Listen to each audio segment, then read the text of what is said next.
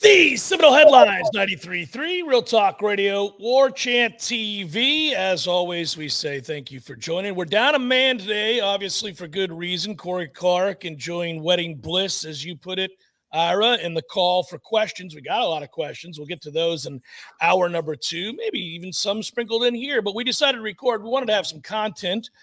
Thanks in part to our great sponsors. I just saw Ben, yay, sausage, at Capital City Country Club on Saturday, buddy.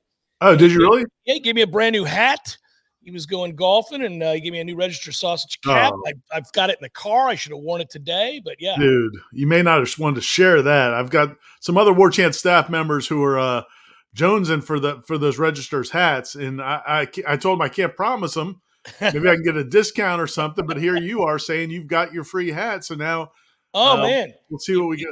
He came over to Tom and I while we were hanging out, just got done with a round of golf. And he's like, "Hey, Jeff, hold on. I got your hat." And he ran back to the car and grabbed the hat. I'm all set, bud. The pressure is on, Ben. We need more hats. Well, hey, I'll even wear one on the show. But you don't do that very often. Register sausage, delicious sausage. It can be found all over the world. Pretty much all over the world. It's amazing. Yeah, if you do any traveling across Europe and you just ask for your register sausage, I think they're pretty good at this point, right? Yeah, I think they call them bangers over there, but yes, you can. That's what it is. Yeah. But in person, we know for a fact the register's map is out. The coverage map is out, and man, it is covered from the end of the Panhandle over to Alabama into South Georgia, across to Jacksonville, up into the Carolinas, down towards Tampa. I mean, we're taking over, and you can also, if you're not in this part of the country, go to registermeats.com and or this part of the world, go to registermeats.com and have it delivered to your house. It comes in a cooler with ice. You know, it's iced down. It's perfectly fresh. It's like you got it from your grocery store. So check him out and support Ben, and hopefully Ben will come through with some hats. Yeah, man. Then I get that also, by the way, you can order at registermeats.com. You can order the hats. I think I want to say it's a limited quantity. I'm not sure exactly. Oh, I didn't ask. I just was excited to get mine. I wasn't worried about everybody else. I'm such an ass. That is clear. That is 100%. You have made that abundantly clear. Because you didn't ask. You didn't ask for 2 or 3, did you? No, I didn't. I didn't. Yeah. I got mine. You might see us, but yeah. Well, but hey, listen. I don't know how many times you've said, "Oh, but Ben, thanks for the free sausage. I need some for Jeff." I don't know that that's happened either. He lives around the corner from me, Ben. Just go ahead and give me a little extra, and I'll get it to Jeff. This is not an airing of grievances. And if we're going to make fun of anyone, we should be making fun of Corey. So that's true. He's not here to defend himself. It makes it all the easier. Well, all right. So here's what we do. Today's show's recorded. If you didn't know, I'm required to say that. I always forget to do it. For those of you listening on 93.3, we did this in the morning, not long before the normal time we would have gone on. I can't imagine much is going to change this time of year.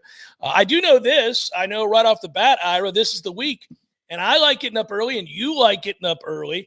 Others amongst the staff do not all like getting up early, but we will be there bright and early on Thursday, right? 6 a.m. for tour of duty viewing, I suppose. And I'm actually really excited about it because there are so many guys I want to see get a good first look at.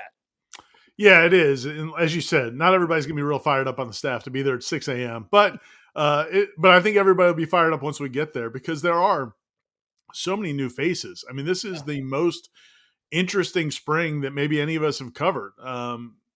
Really, because you think back to like Mike Norvell's first spring would have been really interesting, but it got cut short after 2 or 3 practices. Yeah. Willie Taggart, maybe the first spring, there was some excitement, but again, it's hard to look back at that time and see anything other than doom and gloom. You go back to Jimbo, when he took over in the spring, it wasn't new because he'd been in the program. And so then once he got it rolling, there was a lot of excitement that spring when we didn't know who the quarterback was going to be, whether it was going to be Jameis or Clint Trickett or Jacob Coker. That was probably a really interesting spring, but we didn't get to watch it all. Now that's the part about that is that we didn't get we had to be told at the end of every practice who did what. Yeah. So that's so this is going to be, man, probably the most interesting spring that I can remember, and it starts from our standpoint really with this tour of duty because it will be our first chance. So we've gotten to meet all the newcomers. FSU's made them all available to the media. You can watch all those interviews on the channel, but this will be our first chance to see them sweating and running around and looking at like athletes. I think is interesting in a weird way. You and I have talked about it off and on. Really, all Florida State fans have. But I think it's fascinating that it comes at a good time that they get the influx of a lot of experienced players from other programs. I think it comes at a good time, and it's because Florida State, while building towards an undefeated season a year ago, they did get snubbed, and there was bitter disappointment and a lot of frustration and a lot of anger and a lot of where do we go from here type conversation, Ira. But now when you have guys that have worked really hard at other programs, had success at other programs, they can bring those experiences in.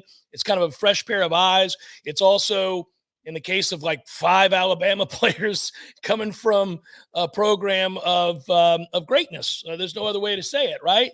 So that's what we're hearing about every one of these guys, about all the people that they've brought in, is this work ethic and this intensity and this focus. And I don't know, I feel like it's kind of a shot in the arm in a weird way. I don't know that they needed it, but it can't hurt. I don't think it can hurt at all to have a new group in here, a large group of people that, hey, whether it's Oregon State or it's West Virginia or it's Colorado State or it's Alabama or LSU, they got a ton of guys from different programs. And I think it's fair to say, right, that most of these guys, they wouldn't have been able to get 2 years ago. Correct. You know, you weren't rating Alabama's roster 2 years ago. You were getting guys from, I mean, all over. They did a good job. They screwed South Carolina, Ira. did. Yeah, exactly. You've gone from fishing in South Carolina's pool to Alabama's pool. Yeah. So that's a good thing. And you know, again, as you said, Jaylen Brown from LSU, and you know, obviously Marvin Jones Jr. from Georgia, and you know, across the board. And then the guys you got from the other programs, as you said, West Virginia or Oregon State or some of these other schools, you got guys who have done it. Like they performed at a high level when they got to play. So you know, again, this is probably the most proven. You're talking about overall group of transfers. I think this is probably the most proven group. I mean, you know, the offensive lineman from Florida that had, you know, he started all last season. Yeah. You know, you look at, you know, you've got guys who are coming in with, you know, the running back Roydell Williams from Alabama, the guys that have played and played at a high level. Now you're hoping they all find a higher gear, or you know, prove to be better than they were. I think the biggest wild card, and I just posted a story on the website people can read at warchant.com, our spring position preview on the wide receivers. Malik Benson, man, he could be the kind of the key to this whole thing, because you're going to need some of these new receivers to step up. You lost Keon Coleman and Johnny Wilson, who were not just your top 2 receivers, they were like your 2 only consistent downfield threats during the season, and you lost both of them. And Malik Benson should fit into that. He's the guy that you think has the best chance of fitting into that mold. And if he does, if you have a true wide receiver 1 there, it just sets the table for everybody else to kind of fall into line.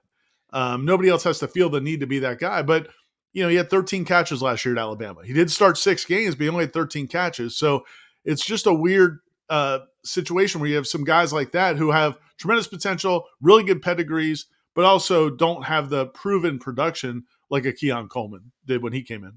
I place him in the same category as Hakeem Williams, because I think Hakeem Williams, who had some catches a year ago, but obviously would have had more had he not got hurt, but showed flashes, whether it was what we saw at practice.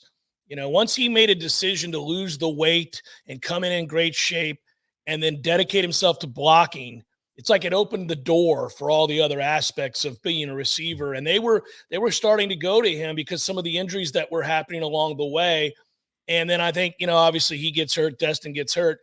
But the reason I say I put him in the same category is he was a 5-star elite talent, you know, and anybody that gets recruited to, say, Alabama, as you just referenced, I mean, we know the receivers that they've churned to the pros. It's hard to get an offer to go to Alabama and play wide receiver. Right. And I think that, you know, when you start looking at the clay that you're molding there, the elite level athlete that we're talking about, it's reasonable to expect that they take a big leap forward, as opposed to some kid that you brought in that you thought had real potential, but maybe he was a 3-star talent. It might take him 2, 3, maybe even until he's a senior to see it all come out. I'm not saying we don't have moments like that or that guys don't suddenly transform and become something they weren't in high school. It's just easier when you're peppering the lineup with an infusion of talent at that level to expect. It's more reasonable, anyhow, to expect that they will take the step forward, especially if you've seen glimpses. So we know what they are physically. Now you're talking about in-game experience being relied upon to be the guy. And I'm going to read your piece. I'm going to guess that you're noting that, I mean, they got a ton of names there, Ira, and they don't need all of them to be great. They just need a few. Yeah, I would lean towards Benson being the most likely candidate, but it sounds like you think Hakeem might end up being the wide receiver one, or do you think it's a toss up? I would go with those two? toss up. I just think I think that he has the same ability probably in Right. terms of overall talent to get the most out of it. I just suspect that's a kid who's going to be a son of a bitch for opposing defenses to deal with. He struck me as somebody who kind of woke up in a hurry. My guy got here when the first time we ever saw him, and he was a cheeseburger away from being a tight end. And I looked at him and thought, ooh, I don't know. I mean, he looked out of shape. He looked tired often. He pulled himself out of drills. This is not a knock. This is a welcome to prime time. You know, you were a stud at a program where, listen, I mean, you were the best player on the field every week you played, and you didn't have to really worry about it. Now you get here and you look around, and everybody's as good or better than you. And to clarify for people that I know most people know it, but you're talking about last spring when Hakeem came in as an early enrollee. Correct. That first spring. Now, by the time we saw him in preseason camp, it was a different story. A totally different story. And that's why I'm applauding him, because he transformed in a very rapid period of time. And that tells me something about somebody, right? It tells me they're driven. It tells me that they can be honest with themselves. And not all these guys are. It's hard to be when you're the best athlete growing up in your respective town. When you're the best player in soccer and baseball, basketball, tennis, football, nobody's telling you a damn thing. But when you come to a place like Florida State, as they've continued to raise the level of talent, it's eye-opening. And some guys hit the ground running, other guys never really get adjusted, and other guys kind of at least are brutally honest with themselves. They handle hard coaching right off the bat. They get told, look, this ain't going to get it done. And we see a response. We saw a response with him instantaneously. You're right. The difference between spring to fall camp, night and day. And I think that mentality isn't going to change. I have a feeling he's very frustrated that he didn't kind of meet the goals he had a year ago because of the injury. Yeah, I think that group, and to me, it's like you've got like three factions of that receiver core. So you've got the older dudes, Kentron Portier, Ja'Kai Douglas, Darion Williamson, and you put Dewspan in there just from an age standpoint. And three of those guys, Ja'Kai, Darion, and Kentron have all had moments where you're thinking, okay, this guy could be a guy. And mostly it's been injuries for all three of them. None of those three really have been able to stay healthy through the course of a season. Portier, a year ago, we thought he was going to be their second or third top receiver. And he really wasn't available for almost most of the year. And then when he did play, he just wasn't a factor until the bowl game. So, maybe one of those guys stays healthy and becomes what they've showed glimpses to be over the course of a whole season. So maybe you get one out of those three. Okay. And then that next group is, the newcomers. I'd say Malik Benson. You've got the Jalen Brown from LSU. And then you've got those freshmen. You got four freshmen coming in. Three are here for the spring. One of them, Elijah Moore, the kid out of Maryland, is coming in the fall or in the summer. I'm pretty pumped about him too. I wish he was here in the spring. Yeah, but the other three, you got three freshman receivers here this spring. So I don't know if you'll get, we'll see what you get out of that group. Obviously, Malik Benson is the one, seems most likely. He was the number one junior college player in the country, started half the season at Alabama last year, only had 13 catches, but you could excuse that to maybe not having a great passing quarterback. Oh, what's that? They didn't have great quarterback play at Alabama? Even though really somehow they got in the playoff, though. Yeah, miracle, and then you've got that group of the second-year guys, as you mentioned. You got Hakeem Williams, you got Vandrevius Jacobs, you've got Destin Hill, and so maybe you get one or two out of that group. So again, it's not like it's not like you've got to hit on all these guys, but you got to get one or two probably out of each of those groups, and then you've got a really good receiving core. And I think Benson, and to your point with Hakeem Williams, I think Benson and Williams to me are the two, when you combination of physical ability, age, I think those are the factors that I would probably put them highest and, highest upside. But heck, you could get three, maybe you'll get 4 or 5 or 6 guys to come through. And even then tell you're you, still at half, 50%. what you're talking about is competition. You're talking about fierce competition for guys that want to get on the field. And if they're dialed in and they're thinking about things correctly, they're going to have to compete at a real high level because of the talent that we're talking about that they're going up against. Listen, there's no reason to believe that Destin Hill can't take a step forward after he was banged up a year ago. And for a receiver, when you've got an ankle problem, you can't overcome that. It's not a shoulder. You got to be able to run, and he couldn't run. And so, the very thing that made him special is that blazing speed. His body type is awesome. It is. Right? I mean, I would not be surprised if Destin Hill was very good for them this year. But you're right. You don't know. You don't know because he didn't really get the chance to do it in the game. But, man, I like the way he played when he got opportunities, when he wasn't banged up. I thought he looked fairly polished. Last year, a couple of things there. They were banged up on the offensive line. They struggled to win first down. I thought Jordan was better on the deep ball the year before than he was last year. Mm-hmm. So there's just some factors there. It'll be fascinating, man. They got a big, big, big arm at quarterback right now. A guy who is, that's what he does. He can stretch the field. I think they're going to have some people emerge. I really am confident in that. And anybody that's listened to me project that they're going to be really good next year knows that I'm making some assumptions. I'm assuming that a group of about 4 receivers are going to emerge because I can't cite the statistics and say that it's going to happen. Right. Yeah. But I just think that will happen. I also happen to think that if you're ever going to get a great year, like a year where you look back statistically and say, oh, man, look what a jump that was from your quarterback, it's going to be this year. Like DJ gets to work with Mike, and I think very highly of Mike, the play caller, Mike, the OC, Mike, the quarterback. Tokars is a great quarterback coach too, I think, by the way. I really like what he did to help Jordan. I think he's a quarterback coach that the players really like an awful lot. I enjoy talking with him, learning from him. I don't know, man. I think that you're going to see that guy unlocked as well. DJ's biggest problem is he misses the intermediate throw, and he doesn't complete a high percentage of passes, both of which are something Mike's offense can fix.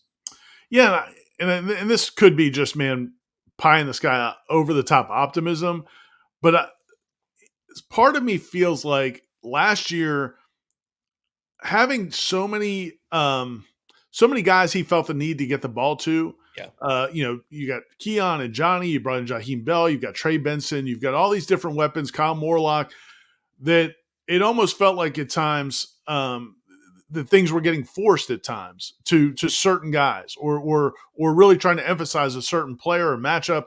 And it felt like they weren't I felt like the first couple of years previous to that, when Mike Norvell was the play caller, I felt like they were more resourceful. Like they did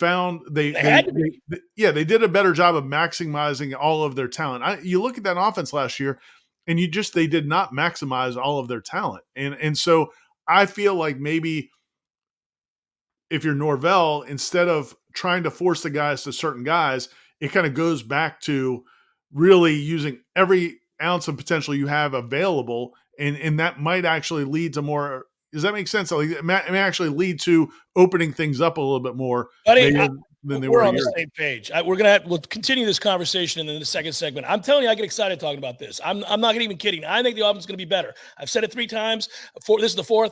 I'm going to continue to say it. I think it's going to be better than it was a year ago. And I don't want people to perceive that as a knock on any one player. It's not. I do think they had problems last year. I think there was inconsistency and injury. Those 2 things I think will be overcome this year. Now, you can't predict injuries, but they can't be as hurt as they were a year ago. They can't be. It seemed like every meaningful injury that this team had a year ago was on one side of the ball, just the offense, time and again. It was ridiculous. And mostly at that position. Oh, offensive line too, but yeah, the 2 positions it couldn't happen. Right. Yeah, it was absurd. Seminole Headlines, 93.3 Real Talk Radio, Warchant TV continues in a moment. This is Jamie McClenny with Trek Financial in Tallahassee. Despite the highest global interest rates in almost 2 decades, inverted yield curves, conflicts in the Middle East, and 3 of the largest bank failures in U.S. history, equities and bond markets have posted stellar returns for 2023. The Dow Jones, the NASDAQ 100, and the Russell 2000 all reached new highs as markets rallied on the expectations of Fed pauses, Fed easing, and Fed bank bailouts. Markets are going to do what markets are going to do, but a clearly defined risk management protocol can help to mitigate large drawdowns in your retirement nest egg. If you're concerned where all this might be headed, call me at 850-900-5200 and let's talk about ways to mitigate the risk in your portfolio. Make Jamie your first call for that second opinion. Investment advisory services offered through Trek Financial LLC, an SEC registered investment advisor.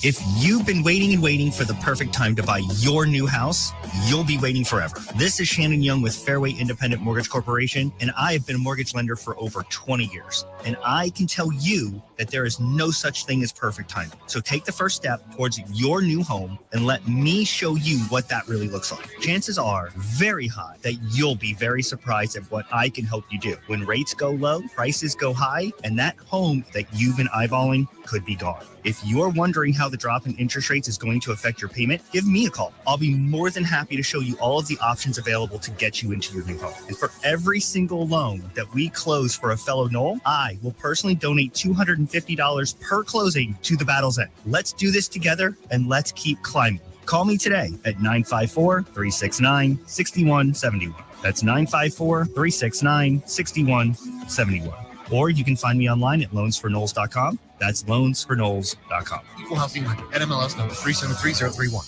There's fun to be had every night at the Corner Pocket. Take home prizes on Trivia Tuesdays and Beer Bingo Thursdays. And kickstart your weekend with Martini Fridays. Plus happy hour runs every weekday and game day specials every time the Noles take the field. Watch all the best games at the Corner Pocket's Vegas Wall, featuring 560 inches of flat screen TV heaven. Oh, really? The best food, the best drinks, and the best place to watch all the games. Tallahassee loves the Corner Pocket. It's easy to see. We're being conned by the institutions we used to trust. The mainstream media is distracting us with meaningless headlines instead of focusing on the harsh realities facing American families. We all know something big is coming, and that's why so many folks are preparing. They're becoming more self-reliant by investing in emergency food storage from My Patriot Supply. My Patriot Supply is the nation's largest emergency preparedness company, and they make it easy for you to prepare. Go to MyPatriotSupply.com and secure some emergency food kits. There's a dozen to choose from that contain tasty breakfasts, lunches, and dinners, averaging 2,000 calories per day. Get at least one food kit for each family member. My Patriot Supply also sells large solar generators, gravity-powered water filtration systems, heirloom seeds for your garden, and survival gear. Order by 3 p.m. and your items will ship that same day. Time is short. Prepare today. Go to MyPatriotSupply.com. MyPatriotSupply.com. Life is stressful. Dinner shouldn't be. That motto is why Register Sausage has been doing business in the Florida Panhandle and Lower Alabama for over 75 years. A proud sponsor of Seminole Headlines, Register Sausage always provides the best Southern smoked sausage to over 140 grocery stores and restaurants throughout the Southeast. Headliners have discovered the Register's difference. You can too. To find a store that carries Registers near you or to buy directly, head to registermeats.com. That's registermeats.com. Register Sausage. Yay, sausage! Seminole Headlines returns now. Head to YouTube and search for Warchant TV today to catch the show live or on demand. Now, here's Jeff Cameron, Ira Schofel, and Corey Clark. So we were just talking about it, and I do get pumped about this, and it could be very aspirational to sit here and tell you that I think they're going to be appreciably better than they were a year ago. But I think it's a fair thing to suggest they'll be more balanced than they were a year ago. I think they'll have an opportunity to be better on the offensive line than they were a year ago. And then I think that balance you talk about, striking that balance, there is no superstar at the wide receiver position this year. You do not have to feed the ball to anybody. There's no sense of responsibility that, hey, that's my guy. I love Johnny Wilson. He's been with me. We've come up together. I got to get him the ball. Or that's Keon Coleman. We brought him in for one reason. We got to get him the ball. Jaheim Bell was a big personality. And, there's none of that. And there ought not be. It's hard. Every year is different. Each team is of itself, right? We know that. But I don't think Mike would come into this camp talking to DJ about, hey, make sure you get the ball to someone. No. Yeah, and the thing about the Keon thing, what's interesting is it's not so much, and I think some people have wondered whether or not, and it's fair to wonder whether or not Keon got frustrated if he wasn't being targeted. And there were times during games where you'd see him talking to Jordan, or so it's fair to wonder that. But even if he didn't, right?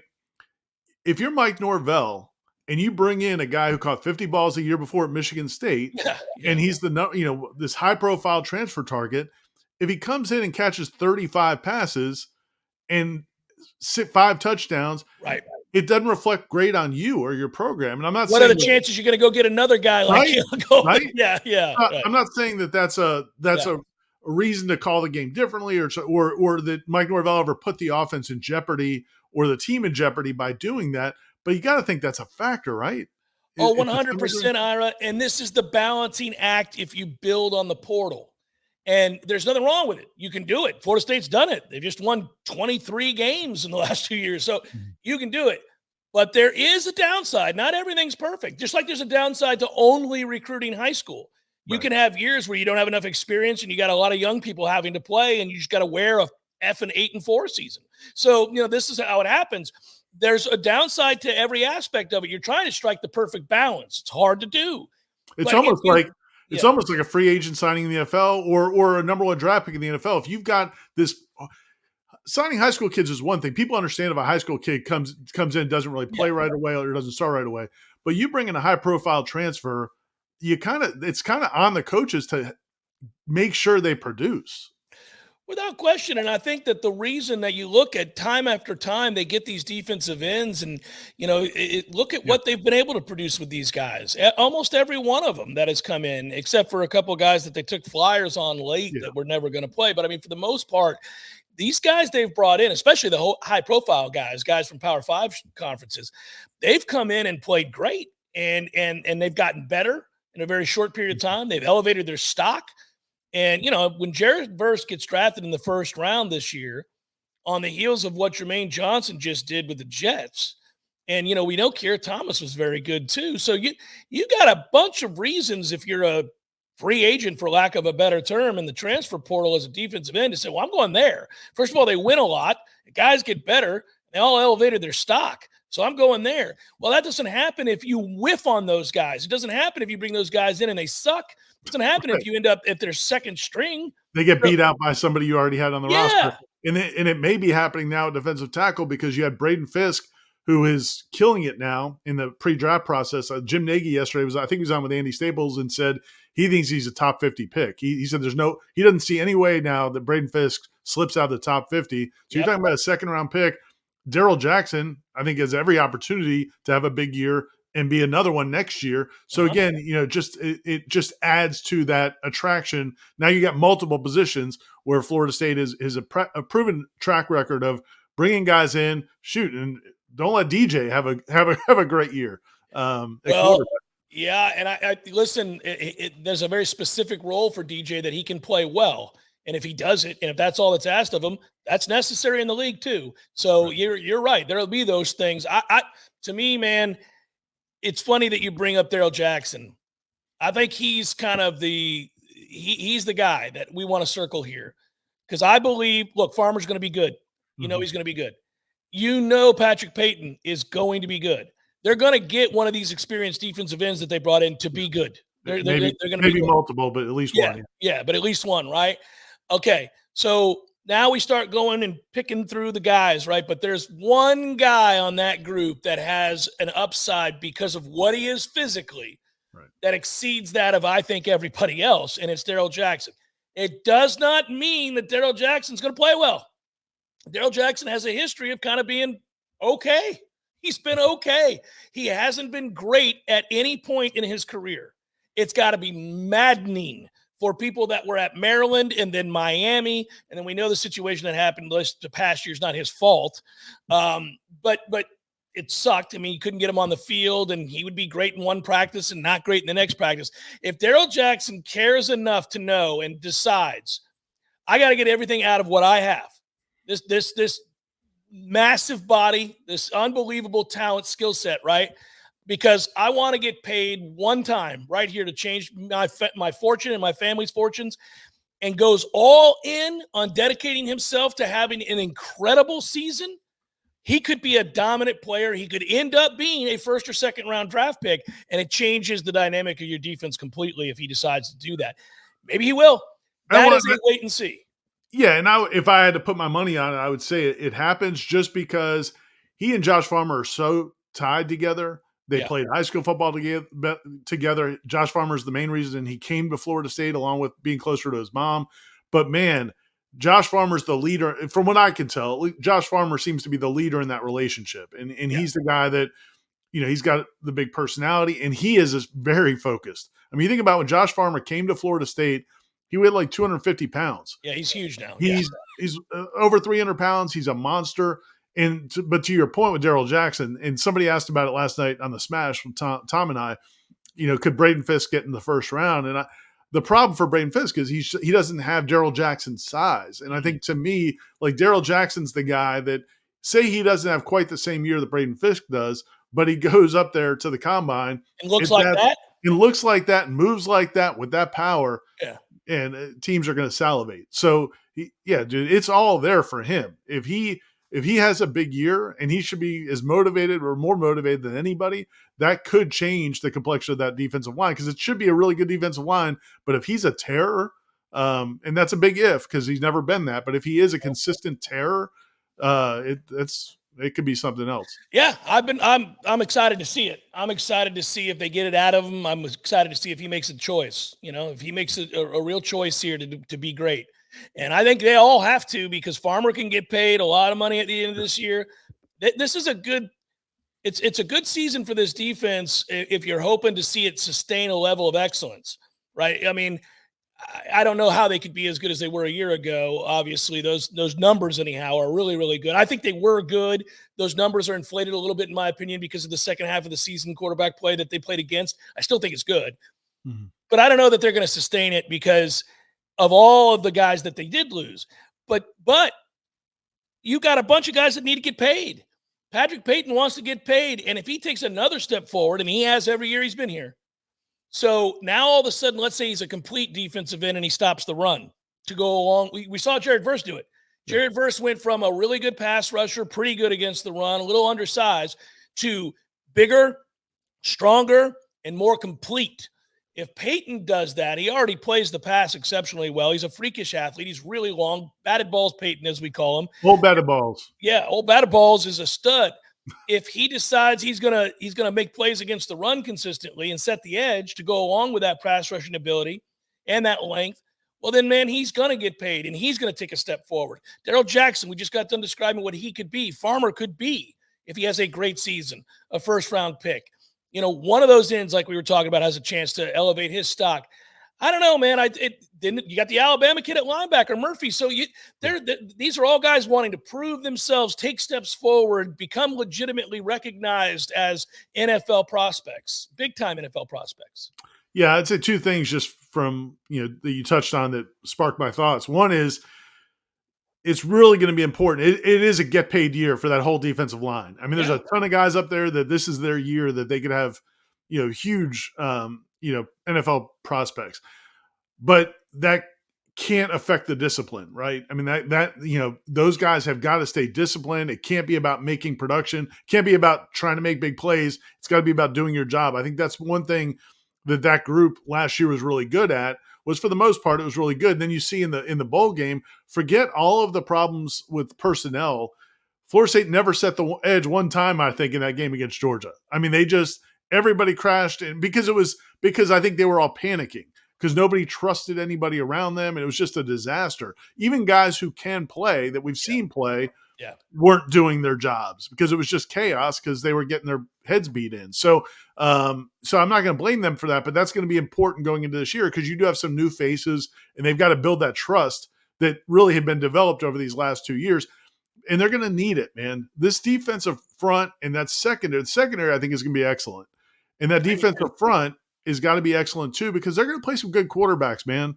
The kid from Memphis is a good quarterback. Yeah. The kid at SMU is a good quarterback. The kid at Georgia Tech's a dangerous quarterback. He can beat you running in, and he's got a pretty good arm. I mean, they're going to, the kid at Miami, obviously, Cam Ward. So they're going to face some legit quarterbacks. So they've got to be great up front. And I think the secondary is going to be good, but they're going to need the defensive front to be disciplined as well as talented. It's interesting. By the way, I'm wondering, what do you think they're going to get? We can't know, but we're all excited. We talk about why we're excited to cover camp. What do you think they're going to get at Marvin Jones Jr.? I'm excited to see, man. I think I'll say this, man. There were a couple things. I was really impressed by his interview, and it's hard, to know a whole lot based on interviews, but it helps when the person saying the things you like to hear also has a body like that, right? And has that athletic ability. So again, it's encouraging, but there were a couple things he said that I thought he was brutally honest, man, about himself, which I thought was awesome. He said, when I came out of high school, there were not a lot of good offensive tackles in Miami. There's just not. That's not the style of football. There's not a lot of good offensive linemen down there, which is bared out. And how many great offensive linemen have come from Miami? There's just not many from the city of Miami's high school prospects. Right. And so he's like, I didn't really have to have great technique. I didn't have to have or play with great effort or have great strength. So that's what he's been working on at Georgia. And I think, man, if you really look at the second half of last season, it seemed like he was coming on. His snaps got more frequent. He got more playing time. He was more productive. And I think it was like in that second year, he really started to kind of emerge as, okay, we can trust you to be on the field. And that's a big deal, man. That was a great Georgia defense. It wasn't the greatest Georgia defense of all time, but it was a really good, maybe one of the best defenses in the country. And he had earned a role in that unit. So, yeah, man, I think he's got a ton of potential. If he had come here, my fear was 5-star recruit out of high school, didn't really materialize at Georgia. Let me go over here and find the easiest path. But I didn't get that sense from him at all. Yeah, that's important. That's important you bring that up because I think you're right about that. And the other part of it is, look, man, this is the same thing we've said about all the Alabama kids is if you're going to come here after going to a place like Georgia and you got on the field at all. It wasn't like he saw less playing time as time went on. He saw more. He saw more. And so that's the other thing. It's like we look at these guys. Is anybody worried about Earl Little Jr.? No, he's going to be fine. He's going to be good. In fact, I think we both think he's going to be really good. So these are guys that have the pedigree, quite literally. Their fathers were NFL, players. We're all Americans. They were literally beasts. And if you give me a hardworking Marvin Jones Jr. who's had an eye-opening experience and had to learn on the fly some real, mental and physical lessons. Both of those guys also played their best football probably in high school for Pat Surtain, who's on this staff. Yeah, it's a reason to get pumped. I think it's, again, we keep talking about what bets are you willing to make? And I'm a gambling guy. I'm willing to bet on people who look like that, who have that pedigree, and were recruited to places like Georgia, Alabama, LSU, the track record is there for you to go ahead and sprinkle some pizza money on them continuing to develop and become really good players. I don't see why they wouldn't. And they got to be motivated. None of them are set. None of them are ready. They've still got something to prove, especially if their ultimate goal is to get to the NFL. Seminole Headlines 93.3 Real Talk Radio. Warchant TV continues in a moment. Hey, headliners, it's Ira here, and it's time to talk Shopify.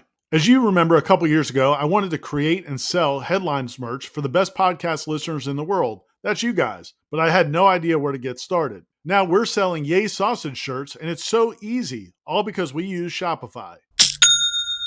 Shopify is the global commerce platform that helps you sell at every stage of your business. Whether you're a startup working out of your man cave or IPO ready, Shopify is the only tool you'll need to grow your business without the struggle. Shopify puts you in control of every sales channel. You could be selling Don Julio socks from Shopify's in-person point-of-sale system or offering headliner shirts from Shopify's all-in-one e-commerce platform.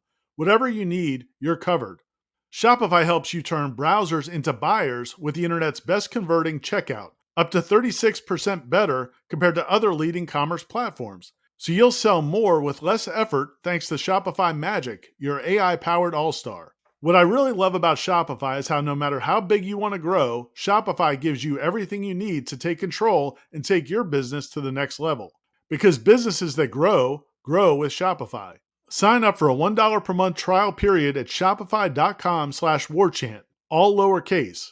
Go to shopify.com/warchant, all lowercase, now to grow your business, no matter what stage of the game you're in. Shopify.com/warchant. Have you been in a wreck on I-10?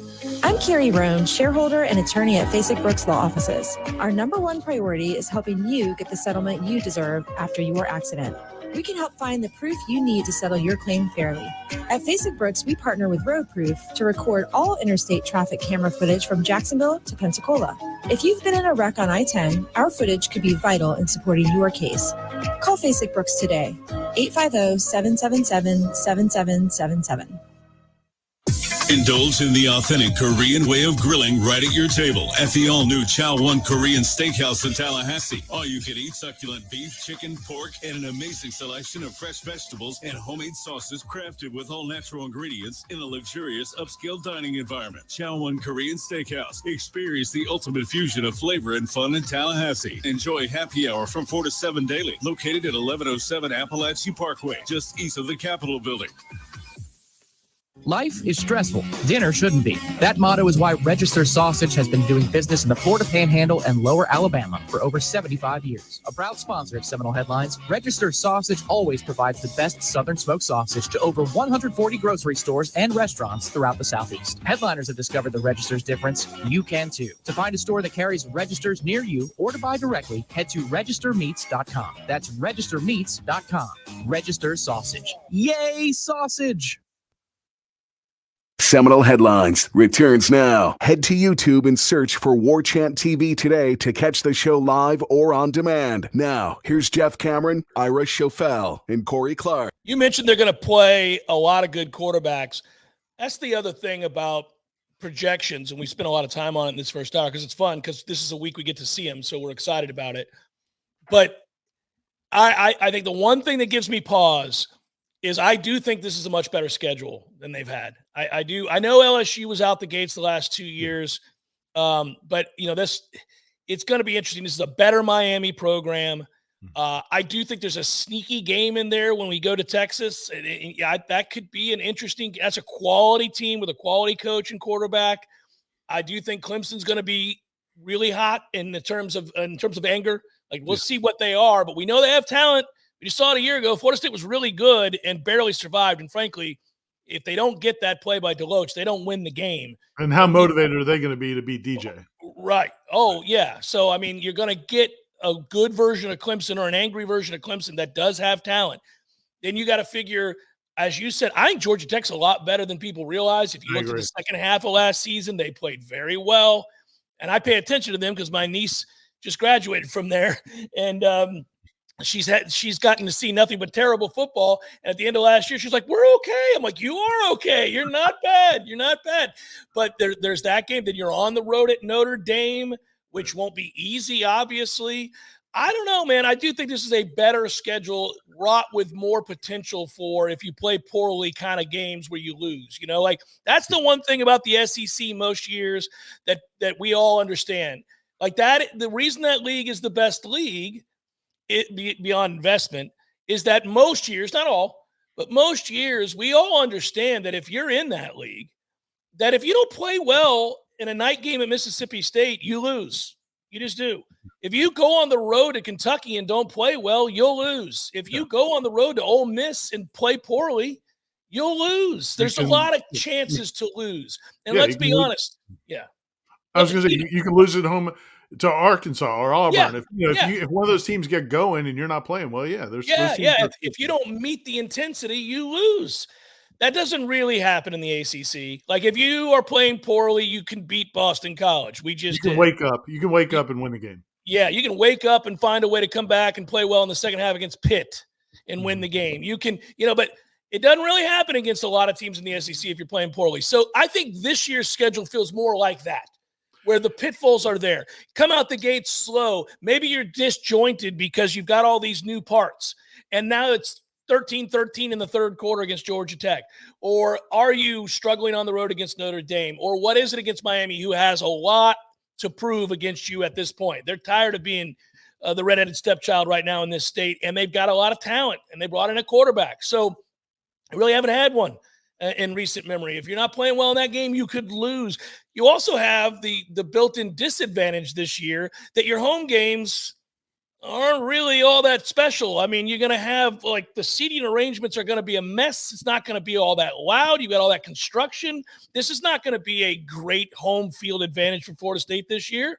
So I just think all that factors in. Those are the potential pitfalls.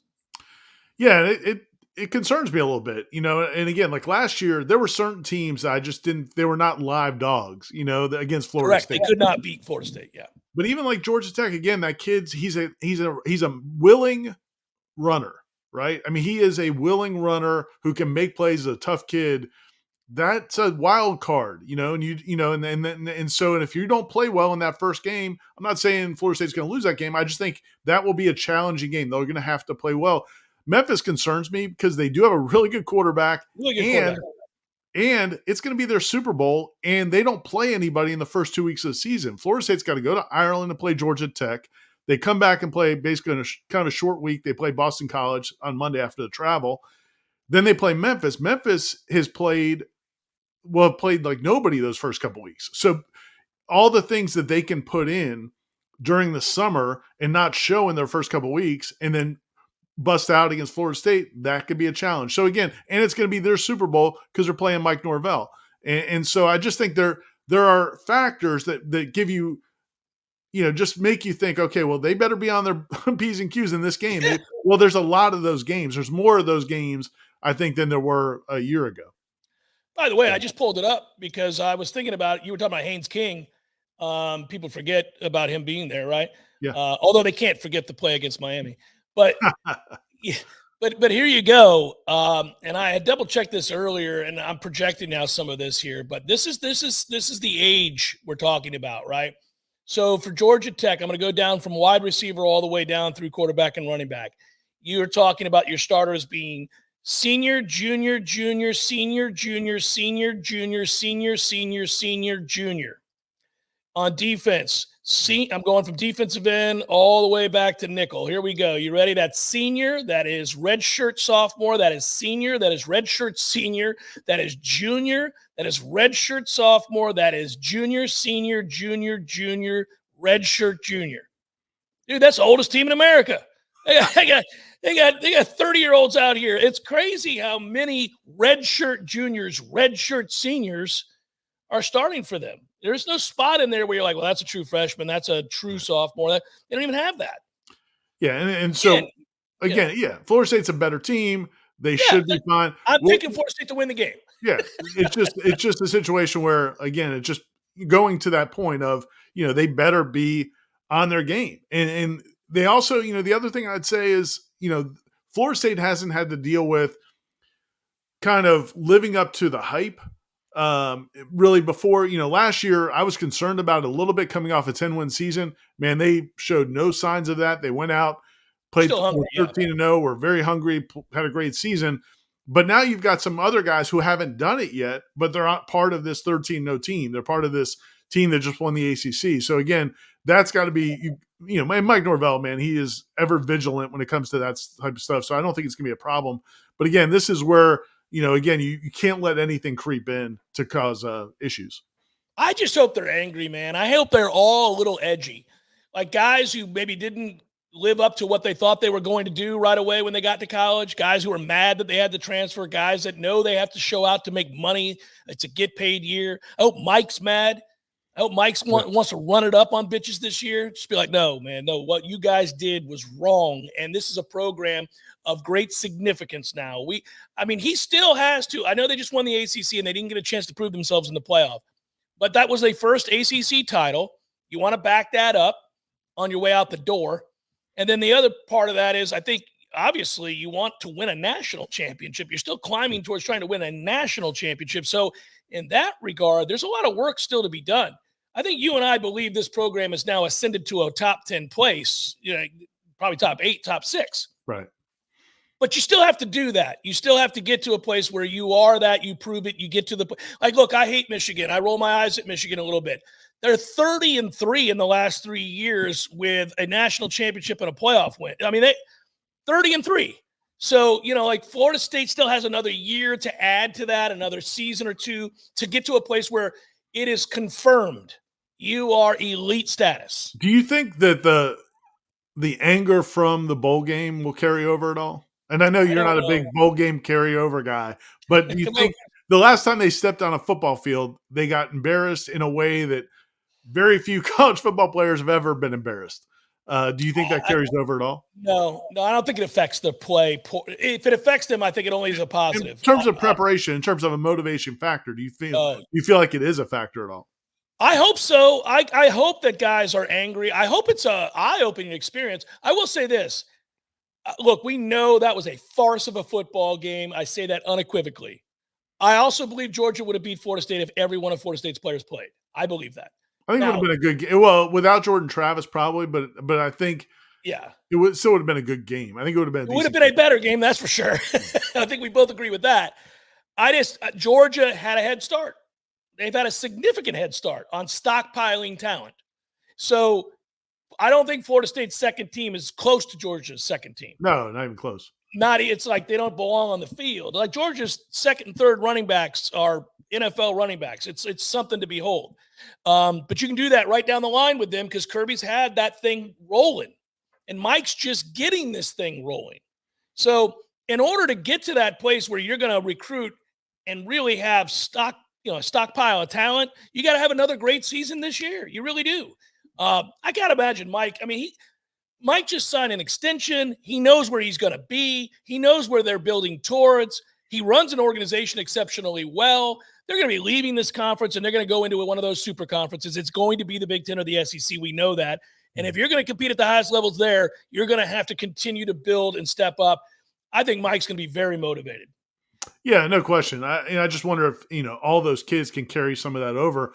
But man, the competition is probably the biggest motivating factor at all, which we talked about earlier in the hour. It's just, there are very few positions where guys have things locked down, and you have these transfers coming in who are pushing for playing time. You have so many guys kind of in that money year, although it's kind of weird to talk about money years anymore since money years are every year now for many college football players, but NFL money obviously is a little bit different. But yeah, man, I don't think motivation is going to be a problem. I just, again, like if you're looking for reasons to things to guard against or things to, because you can't just sit here all off season and talk about all the best case scenarios. I think looking at some of the possible worst case scenarios is a helpful exercise too. No, that's fair. We'll get to headliner questions. I'm sure some of those are about doubts and fears and worries and all that. We'll get to that next hour. Stay with us. Seminole Headlines, 93.3 Real Talk Radio, Warchant TV.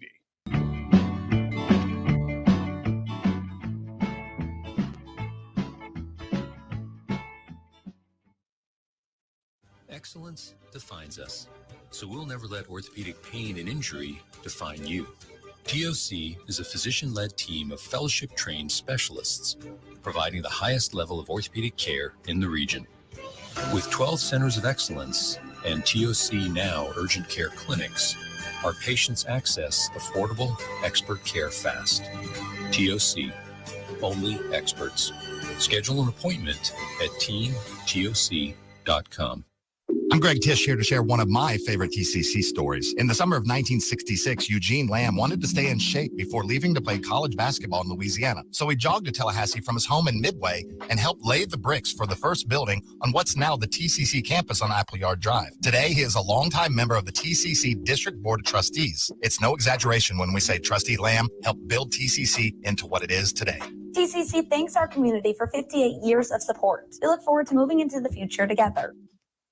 When you need a plumber quick, how long is an acceptable time to have to wait? Yeah, hey, it's the Millers again. Just calling you about our little plumbing problem. 2 hours? Hey, we were hoping you can get here soon because the water is getting really bad. I mean, please hurry. 4 hours? I know you said you were on your way, but, honey, tell the kids to tread water. 8 hours? Don't worry about us. At M&L Plumbing, you'll never have to wait long for quality, dependable service right when you need it. At M&L Plumbing, we listen to our customers, and our qualified technicians aim to achieve 100% customer satisfaction. So the next time you need plumbing work or repairs, think of the name M&L Plumbing, your local plumbing experts, commercial or residential. Give us a call, 850-575-9393, or visit us online at mandlplumbing.com. M&L Plumbing, for all of your plumbing needs. Whidden Glass has been taking care of business since 1945. When you call Whidden Glass, you're dealing with experienced, reliable professionals who offer only the best. Like Whidden's top-of-the-line bath enclosures that provide style and luxury at an affordable price. Eye-catching storefronts are a specialty at Whidden Glass. We'll help you design it and install it. Whidden Glass, the first name in glass replacement. Call 222-5788. Coming up next, more of the Jeff Cameron Show. Live and local on Real Talk 93.3. WVFT, Gretna, Tallahassee. Everyday Cintas service reps help businesses get ready for the workday. They provide freshly laundered workwear delivered every week. Mats, mops, restroom and cleaning supplies. First aid and safety products to help your employees stay safe. They even test and inspect fire extinguishers and emergency lights. Cintas helps keep your business running smoothly. See what Cintas can do for you. Visit Cintas.com. Oh, I'm ready! And get ready for the workday. Some people just know bundling with Allstate means big savings. Just like they know the right ingredient means big flavor. They know honey on pizza is where it's at. And olive oil on ice cream is the cherry on top. And they know when you bundle home and auto with Allstate, you can save up to 25%. Bundled savings vary by state and are not available in every state. Saving up to 25% is the countrywide average of the maximum available savings off the home policy. Allstate Vehicle and Property Insurance Company and affiliates, Northbrook, Illinois. What will the Noles do to follow up and unconquer 2023? Warchant.com, the market leader in FSU football and sports coverage, is the place to find out. Join the largest FSU fan community and talk Seminole sports in Warchant's Travel Council and premium recruiting message board forums. Enjoy special access to multimedia elements like Wake Up Warchant, The Jeff Cameron Show, and Seminole Headlines, plus exclusive forums with FSU student athletes and a members-only discount to Garnet and Gold. Warchant.com is your ultimate Seminole sports source. Head to Warchant.com and sign up today. Social Kitchen is now open on Cary Forest Parkway near Ology Northside, Tallahassee's only premier market where you can receive the famed Snake River Farm steaks and premier meats. Social Kitchen also has chef-prepared meals and sides ready to serve in just under 20 minutes. Perfect for those very busy springtime weeks, weekends, you name it. Hosting some people at the house. Hey, Social Kitchen also has build-your-own charcuterie boards and catering. Stop in and visit Social Kitchen today or visit us online at socialkitchentlh.com. Socialkitchentlh.com. There's nothing like relaxing in a hot tub after a long day. But if you don't have one, you're truly missing out. Hot tubs and spas have tremendous health benefits, besides just helping you relax. Like improving your sleep, they help with pain relief. They help to better your cardiovascular health, and so much more. And this season is the perfect season to finally buy what you've been wishing for. Pinch a Penny Pool, Patio, and Spas has the hot tubs you need for the price you want. Come shop our huge 12,000 square foot showroom and save today. There's over 50 hot tubs in stock right now, so you won't have to wait weeks on end for that delivery to finally come to town. If you're ready to relax, we're here to show you how. Pinch a Penny Pool, Patios, and Spas. Come visit our huge showroom at 2473 Greer Road with over 50 hot tubs to choose from. You'll be glad you did. Many orthodontists in Tallahassee can straighten a smile, but at Birch Orthodontics, they're dedicated to providing the finest care possible. The experienced and friendly staff is trained in all of the latest techniques. So whether you need standard treatment like braces or Invisalign, or you have a more complicated case requiring extra attention, Birch Orthodontics is here for you. Set up your free consultation today by visiting birchorthodontics.com, BURCH orthodontics.com, or call 850-877-1692. At Birch Orthodontics, they create beautiful smiles that last a lifetime. It's time for Seminole Headlines, featuring Warchant.com's Jeff Cameron, managing editor Ira Schofel, and senior writer Corey Clark. Hour number 2, Seminole Headlines, 93.3 Real Talk Radio, Warchant TV. Great to be with you. It's just me and Ira today. Corey out celebrating his wedding. It was a good one. We were both there. A lot of fun. And congratulations to those two kids. Finally tied the knot. I didn't realize they'd been together that long. We were here for it. We saw it. I didn't realize it dated back to 2017. But anyhow, that's just me. Seems like time has flown. That's probably a good thing. And that has nothing to do with anything, because I need to segue over to our sponsor, Dr. Birch and Birch Orthodontics. I'm sure she's happy for Corey and Stephanie too, though, so that's fair. I was trying to think how to do it. For sure, Yeah. she is. And look, I think Dr. Birch has done orthodontic work for Stephanie's kids, so they're already part of the Birch Orthodontics family. It's true, and and I think that all of us who've been part of the Birch Orthodontics family can celebrate and talk about how good a job they did. I will tell you, Ira, on that note, we got told that we got to go through the summer. I think I may have mentioned this, but we got to go through the summer. But this is how good, I'll reiterate, how good Dr. Birch and her staff are. My son, who thought maybe he was about to get those things off like a week or two ago, got told it's going to be the entire summer. I went, that's cool. That's fine. I don't mind. It's all good. See? Because he knows what's going to happen in the fall when he goes out with those beautiful pearly whites that Dr. Birch has helped create. By the way, your boy saw him at the wedding. I haven't seen him in person in a while. He's tall. Dude, what in the world? I know. He made some big kids. Well, you know what's crazy is they're both going to be balling together next year at Leon, and his older brother, Bryce, is forever telling Clark how he's going to try to hurt him when he comes out. I'm like, man, don't do that. It's nerve-wracking enough to go from 8th grade to 9th grade and to be new in high school and to go out and play football. You don't need your brother who will be a junior and is 3 years older than you being like, I'm going to bust your ass when you come out there. He's saying it every day. At least he'll have some good teeth when he shows up at Leon. And you can too. Yeah. You go to birchorthodontics.com or your kids. They do a great job, and we highly recommend them. Great people and great Noles as well. Perhaps Bryce's confidence is born from the straight teeth that he has thanks to Birch Orthodontics. You like that there, buddy? Probably so. Good point. Here we go. All right, let's get to some questions right off the bat. And I'm kind of curious to see what these are since it's a little bit of different format this time around. How did I lose my spot here? I'm guessing we'll probably get a couple Corey wedding questions. I feel like there was last week, the build up to the wedding of the century, and now we've got more follow-ups to the wedding. Yeah, that is probably true. All right, so we have a question from Dan right off the bat. He says, what is the little black pouch some of the baseball players wear on the belt buckle? Inquiring minds want to know. That's the pitch, right? I think so, right? Yeah. Yeah, that's it's pitchers and catchers, I think, right? That's it. Everybody else, I don't know that anybody else is wearing. I haven't double checked that. I have to look again. But Dan, that's the answer. When we go to the break, I'll look it up, but or I'll see if I can verify. But yeah, I think that's the case. That's fair. Henry writes, I'm beginning to see parallels between Norvell and Link Jarrett. Both struggled early, mainly due to what was left over early on. Then with good coaching in the portal, signs of life begin to appear. What does Link have to do to take the next step, same as Norvell did?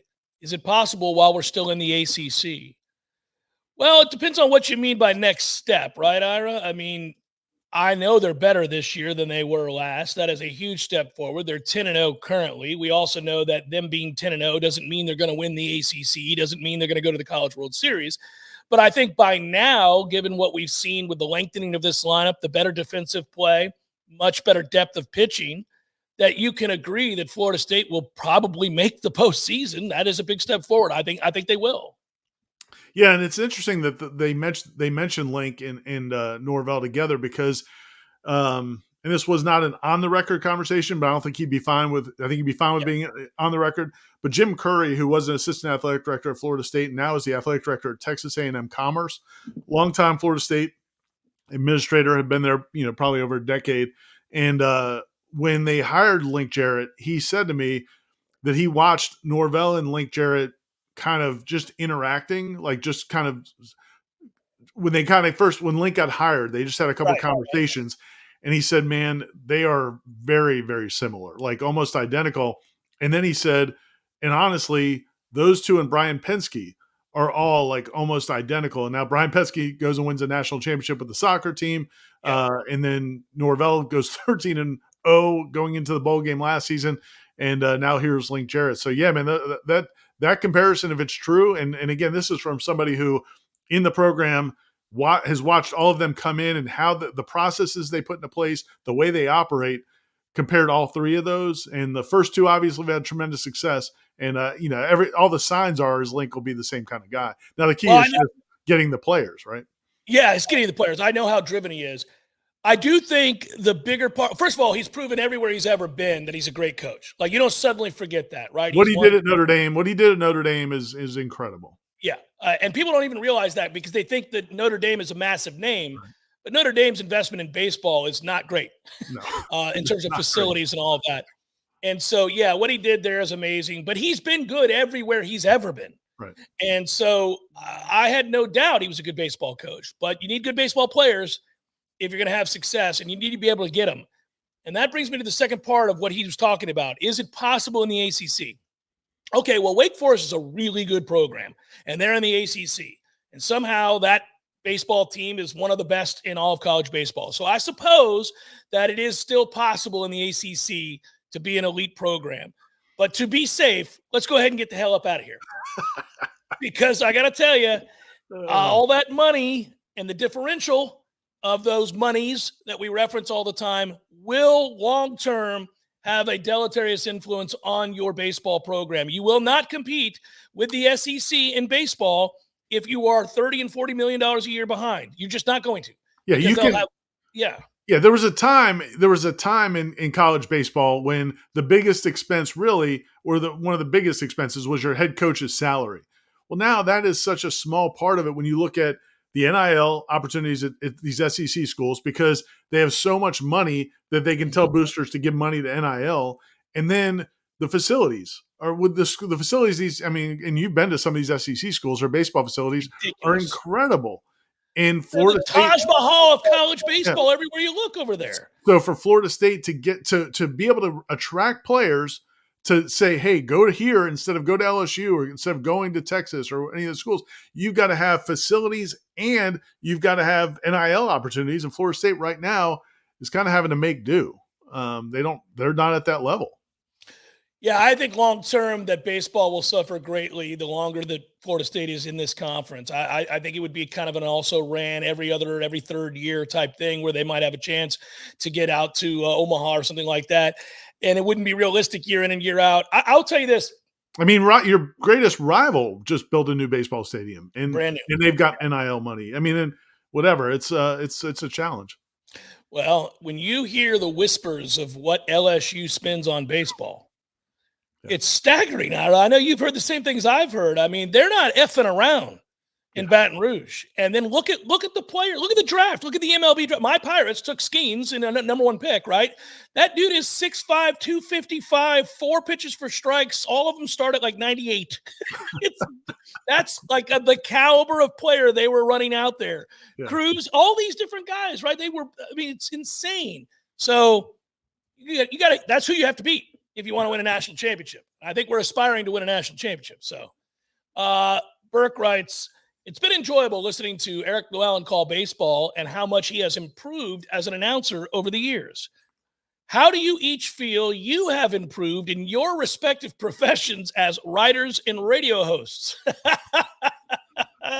That's fair. And hey, Lulu has really grown into that role. That's a good point. Yeah. He really has. He loves it too, and you can tell he loves it. And I think that's part of it. Like, do you care? Is it obvious that you care? It's a big part of it. He's gotten a lot better, and he's a friend of mine, and so I'm happy to say that. I would say this, Ira. I think this is true just because of age, probably. I've certainly mellowed in terms of my, absolutism. There was a time when, for me, tasked with giving an opinion, I would give it, and there was no gray area in my mind. You were a good coach or you were a bad coach. You are a good player or you are a bad player. You are the reason Florida State wins or a reason Florida State loses. It was kind of the way that I approached that, and I don't know that I thought about it that way. I think that's the result of being 25 years old. Well, and it's also that's good radio, right? Yeah, unfortunately. Yeah. I mean, the reality is, and I think, and again, like as you've gotten older and you get more nuanced, I think that's all awesome.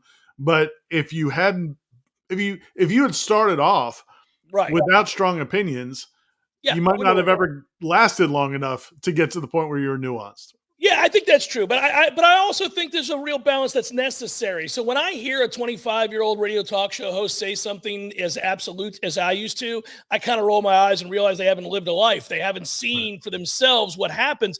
Like what you do learn as you get older. And there are plenty of times where I'll say, look, I don't think this player is any good, or I don't think this coach is doing a good job. And I'll tell you if I think somebody should be fired. All that's still true. But I do think you've seen, Ira, you brought up something, and I don't want to speak for you, but I've watched you do this the last few years, and it's actually to combat Corey a lot of times when we're all three having the discussion. Like you'll point out that college kids are allowed to get better, and you have pointed out numerous times that like, hey man, when we were really critical of that kid, he was a true sophomore. No wonder he's better as a senior. No wonder he's better as a redshirt junior. He had some time to get bigger, to get stronger, to learn from mistakes, to get coached up. And I like that you do that. I think it's a good checks and balances of the opinion game that we're in. Yeah, and I think and it's definitely everybody's got their own preference of what they want in somebody that they're listening to. Sure. There are definitely people who want Corey's, sometimes hyperbolic takes. They want somebody who's got those strong, passionate feelings, or the ones you have. There are other people who those people hear me taking a more measured approach, and they're like, "F that guy." Why? So say something, Ira. Yeah, right. So you get some of both. I do think, and I guess we'll talk about it in this format. That's one area where I've gotten a lot better from working with you. I mean, I've come.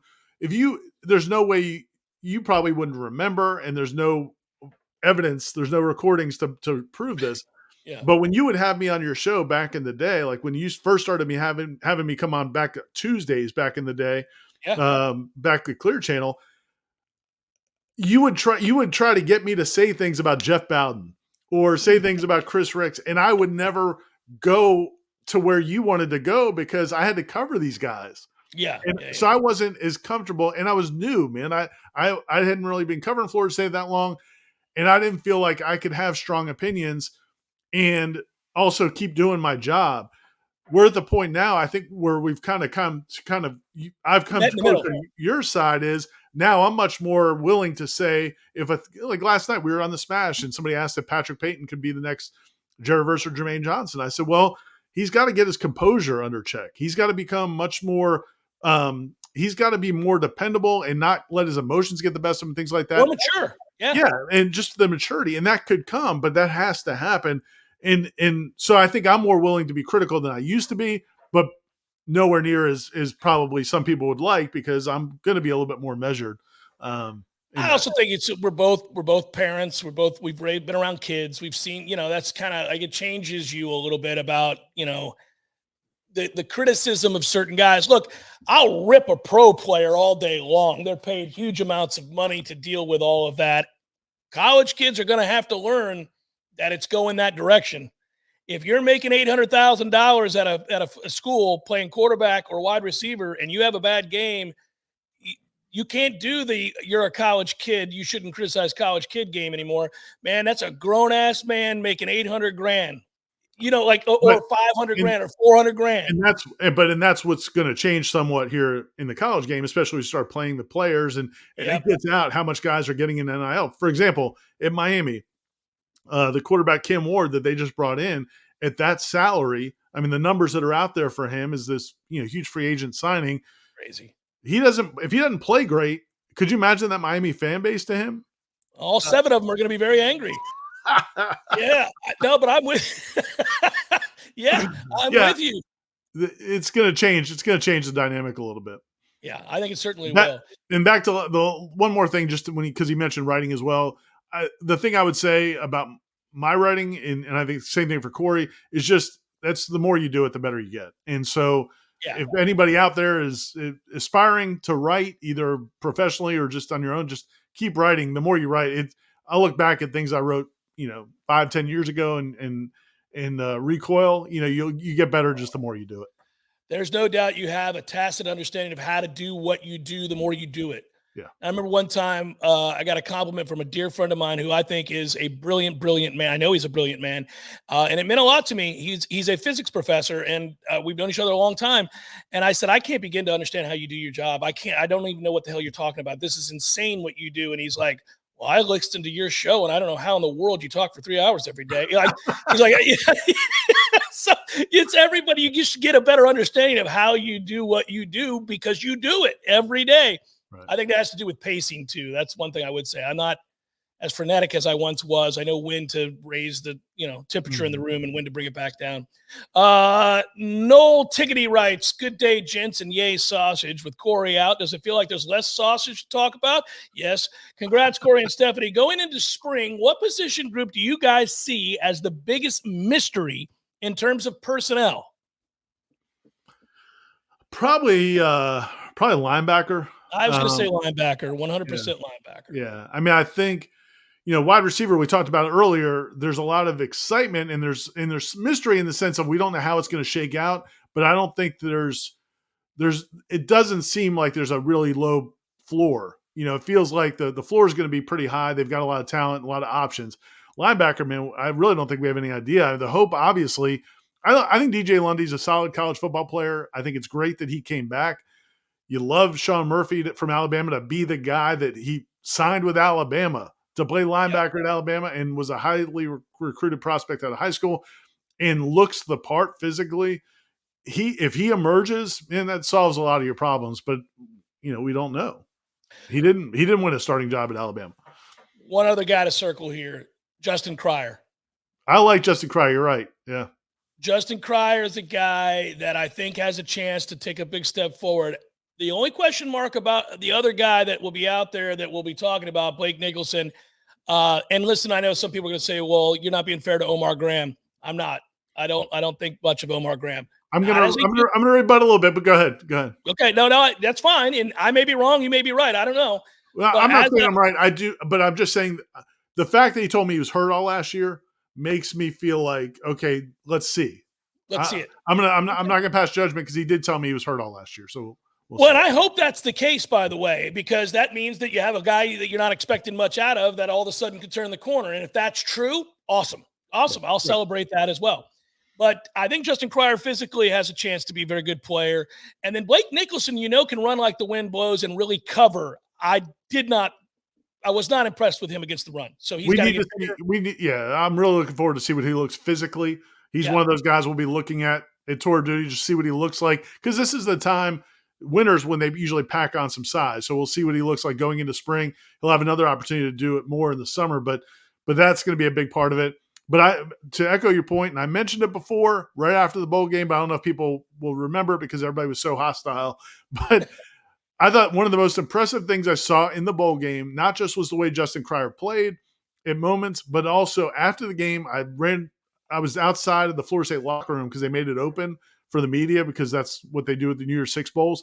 Right. And as he was walking into the locker room, the anger on that kid's face, man, was so palpable. And I thought that was awesome to be a true freshman, be thrown into that moment and not just kind of take it nonchalantly because, hey, man, it's not my fault. Everybody left. It's not my fault that we lost. He was pissed off about that game. I think that's a really good sign. The makeup of that kid is impressive. He's got good instincts as well. I've noticed that in practice. He's 6'1", 225. At least he was. He's probably bigger now. Great frame, yeah. So he's got the frame for it. That's kind of more what you want to be working with, in my opinion. So that is, we talked ourselves into some excitement about the linebackers. But it is a total mystery. I mean, we don't know really much of anything other than DJ Lundy was a solid college linebacker. Yeah, and by the way, guys, that's the one area that if you said, Jeff, boom or bust, like, oh, what are you worried about here? I said, that could absolutely be a bust at linebacker. Could be. Maybe none of them are good. Maybe we're sitting around here going, well, Jesus. Lord knows you guys know I've been highly critical of the linebacker situation and the particular coach. So I got to see it. But I have some hope. I do have some hope with Murphy coming in and Justin Cryer I like a lot. And if DJ gets a little bit bigger, Nicholson, that is, I should say. Lundy's a big dude, and I know he can stop the run.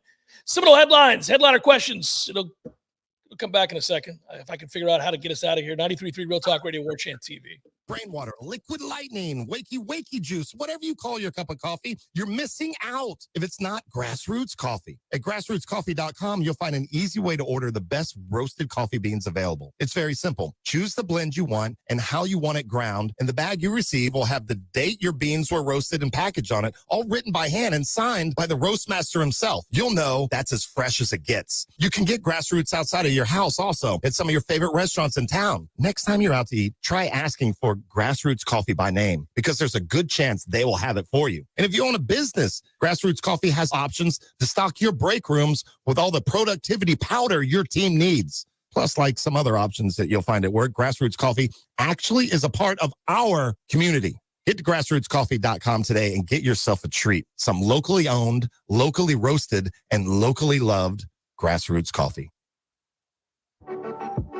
Keeping power reliable and affordable here in Florida is our most important commitment.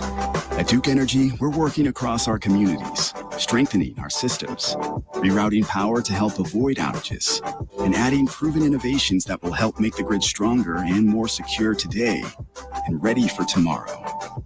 Because Florida deserves more reliable and affordable power, and we're determined to deliver it. Paid for by Duke Energy shareholders. Experience Tallahassee's newest and most unique culinary delight at Chow One Korean Steakhouse. Now open on Appalachia Parkway, just east of the Capitol Building. This all-you-can-eat steakhouse allows you to indulge yourself with premium meats cooked to perfection on your own personal grill at your table, paired with fresh house-made sauces and sides. Chow One brings the backyard family barbecue into an upscale dining experience. Check out Chow One Korean Steakhouse today at 1107 Appalachia Parkway. I'm getting vaccinated with Prevnar 20, a Pfizer vaccine. So am I, because I'm at risk for pneumococcal pneumonia. If you're 19 or older with chronic conditions like asthma, diabetes, COPD, or heart disease, or are 65 or older, you are at increased risk for pneumococcal pneumonia. Ask your doctor or pharmacist about Prevnar 20, pneumococcal 20-valent conjugate vaccine. It can help protect you against pneumococcal pneumonia in just one dose. Even if you've already been vaccinated with other pneumonia vaccines, Prevnar 20 may help provide added protection. Prevnar 20 is approved for adults to help prevent infections from 20 strains of the bacteria that cause pneumococcal pneumonia. Continued approval may depend on a supportive study. Don't get Prevnar 20 if you've had a severe allergic reaction to the vaccine or its ingredients. Adults with weakened immune systems may have a lower response to the vaccine. Side effects include pain and swelling at the injection site, fatigue, headache, muscle, and joint pain. For full prescribing information, please call 1-855-213-2138 or visit Prevnar20.com. Hey, Jimmy. Yeah. You got one of those new cars that keeps you in the lane when you're driving or slams on the brakes if you get too close to another car? No, I don't like that fancy technology stuff. A lot of people don't. It's called lane departure warning and forward collision alert. And all that fancy stuff is attached to your windshield. So if it gets damaged, you need a qualified company like Seminole Autoglass to replace and recalibrate your windshield. But don't call your insurance company. Just go to SeminoleAutoglass.com and upload your insurance card. Hey, Jimmy. What? Did you know that Teslas come with a unique new car smell? They call it Elon Musk. Better call Seminole. Life is stressful. Dinner shouldn't be. That motto is why Register Sausage has been doing business in the Florida Panhandle and Lower Alabama for over 75 years. A proud sponsor of Seminole Headlines, Register Sausage always provides the best Southern smoked sausage to over 140 grocery stores and restaurants throughout the Southeast. Headliners have discovered the Register's difference. You can too. To find a store that carries Registers near you or to buy directly, head to registermeats.com. That's registermeats.com. Register Sausage. Yay, sausage! Seminole Headlines returns now. Head to YouTube and search for Warchant TV today to catch the show live or on demand. Now, here's Jeff Cameron, Ira Schofel, and Corey Clark. More headliner questions. Let's get to, we have, where can I go to watch FSU's player drills at the Combine? That's from Randy. Well, Randy, NFL.com or any of the places that were there to cover the Combine usually have highlight reels. You can type in names in the search bar to find the performances. The NFL Network had all of it, by the way. I know this is in past tense, but I'm fairly certain if you start typing in players' names that you want to see, even in a Google search, and write highlight, Trey Benson, you'll probably, or YouTube, you'll probably see it, right? Yeah, and there's some of it was on social media. If you get on Twitter or Yeah. Instagram, some of that stuff is out. People put up cuts. It would be good. I think, man, the NFL, it's amazing how different the NFL draft or NFL combine information is compared to what it was even 7, 8, 10 years ago. Now, like as soon as guys run, they have the NFL combine tracker, has the official times, all in every category, the shuttle. It used to be, you'd have to surf a bunch of different websites and see who was able to gather what information. The NFL.com now has a lot of that information on their site, and you'll be able to find some. I don't know that you'll be able to find an official place to see every clip of every guy, but you'll have, if you do some research, I think you'll find some. Yeah, and I'm not being cynical or sarcastic here. It's the internet, dude. It's out there. If it was being work out a videoed, little bit. yeah. If we could get the rights to it and put it in one place on Warchant, we would. But they have the rights to it. Yeah. Who made themselves the most amount of money at the combine? Michael wants to know. I would assume Fisk, right? But I don't know. It's a great debate, Ira, because I can make an argument Jerrion Jones did. I can make an argument that Trey Benson did. I can make an argument that Johnny Wilson did. I can make an argument that Braden Fisk did, right? Yeah. I mean, a lot of guys. A lot of them did well. Yeah. Johnny Wilson's time was crazy. Yeah. And part of the reason it's hard to say for sure is, like, I don't know what Johnny Wilson was projected at. I mean, some people had him really, really low. Some people had him in the 4th or 5th round. Yeah. So now you put up a time like that, maybe that changes things. Now he's going to get opportunities to go to visits, and then people are going to see him more at pro day. So yeah, he may have made himself a lot of money too. Trey Benson, the tricky thing with Trey Benson is it's just always so hard for me anyway to figure out, how running backs are going to be valued. And so, even though he's put up tremendous numbers, he's a phenomenal athlete, and he's got good film, and he's rushed for 2,000 yards basically these last 2 seasons. You still have to, how much are they going to value running backs, and who else do they have ahead of them? So it's hard to say exactly, I think. Yeah, I don't know. You'd have much better information on this than I would. No, but I would tell you this. It's so really to the heart of the question, who's a guy that was thought to be a late round guy who now moved himself into a position to clear $1 million because he worked out like that? Like if you Jarian might be that, maybe Jarian, maybe maybe it's Jarian, right? But Braden Fisk could be a good answer because it takes one team, and we've learned this over the years. It takes one team who's just wowed by a guy and says, I don't care. I'm not taking the chance that guy is going to still be there in the middle of the 2nd round like we thought he was going to be. Somebody else saw what I saw, and I think that guy's a baller, and I'm going to take him 28th. Well, do I think Braden Fisk should go 28th, or do I think he will go 28th or something like that? Probably not. But it takes one team who says, you know what, if we can't get him at 28, we don't draft again until 42, he's probably gone. Mm-hmm. And, if you like what you like, your job's on the line, man. You got to get guys here. So we see that sort of thing.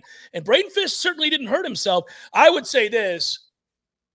Probably nobody's made themselves more amount of money than Braden Fisk has if you go back to the end of the season, if you go back to the final 2 games. And then from November to now. Yeah. He started taking – that also tells you he was hurt for the middle part of the year. Right. Damn it, man. I'm tired of all these injuries. Gentlemen, just how does the Belichick player rating system apply to softball? Also, did Tennessee sell a how-to video on maximize mouthiness in college baseball? Because it seems every team is now this way. On the latter question, man, it's just contagious, and it bothers me a little bit again. And you've got young boys that play sports, but man, it is festering across the board. Everybody acts like, especially in baseball, these hitters and these pitchers act like they're insulted that they're having to compete against this schlub across from them, not 60 whatever feet away from them. Like the hitters look at the pitchers with disrespect if they get hit or walked, and the pitchers look at the hitters with disrespect if they don't get in the box on time or if they strike them out. And if it's your guy, you love it, like with Parker Messick or some of those guys, you love it. But if it's the other team, you hate them. And it is everywhere now.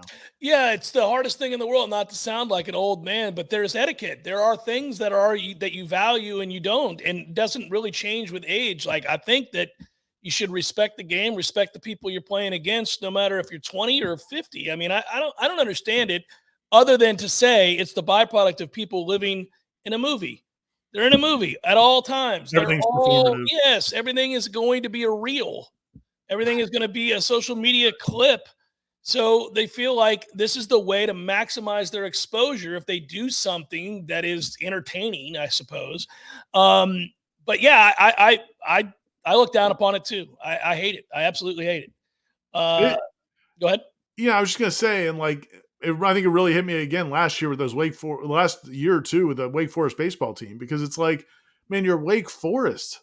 Like, to me, the beauty of being good at Wake Forest or Duke in a sport is that you can be like, hey, not only are we smarter than you, yes, but we're also beating you on an athletic field. But Yeah. you don't also have to then become the jerks that are, taunting everybody. It's just a weird, but if it's happening there, yeah, man, it's going to happen everywhere. It's a fine line too, because what's funny is I think back to how the established American baseball fan or coach or player hated the Latin American players for their flair. They hated the bat flips that go on in the Puerto Rican and Colombian leagues and Cuba and all that. They hated it. And I always thought that was an old man. I was always like, come on, man, shut up. If he wants to flip the bat after hitting a 470-foot dong, let him flip the bat. Not stand at home plate for 30 seconds, but if you flip the bat, you flip the bat. So it's kind of like a fine line. Like, I'm all right with some of that. It's hard to hit a baseball. It's hard to hit a baseball. Just like it's hard to score a touchdown in the NFL.